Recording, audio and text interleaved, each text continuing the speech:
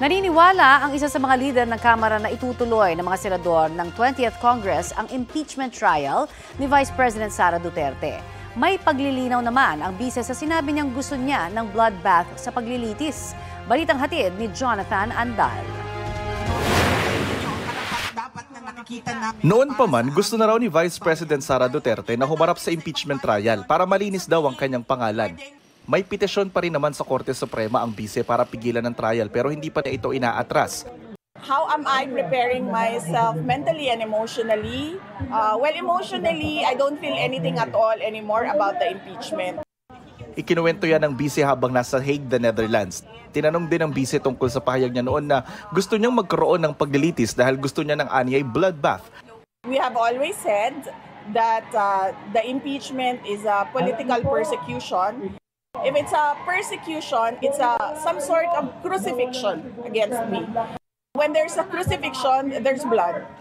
So it's a bloodbath, my bloodbath. So I'm just sad that many people refuse to understand the context wherein I give statements. Ang pagkumpara ng bise ng kanyang impeachment trial sa crucifixion o pagpapapako sa krus, tinawag ng isa sa mga lider ng Kamara na drama lang. Hindi kailangan ng drama dito. We don't even have to resort to language such as that. Kung naniniwala ang ating Vice Presidente at ang kanyang mga kakampi na wala silang kasalanan, na wala silang pananagutan, iharapin nilang. Dahil uunahin daw muna ng Senado ang mga nakabinding panukalang batas, inusog ang pagbasa ng Articles of Impeachment laban kay VP Sara sa Senado sa June 11, 2 araw bago ang sine die adjournment ng 19th Congress sa June 13. At this point, sir, I really do not know if the impeachment trial will push through.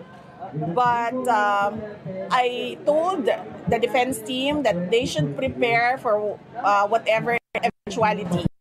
Si House Assistant Majority Leader Representative Judah Sidre naniniwala pa rin itutuloy ng Senado ang impeachment trial kahit pa tumawid ito sa 20th Congress. Aniya, nangyari na rin daw ang ganitong sitwasyon sa Amerika kung saan kinopya ng Pilipinas ang proseso ng impeachment.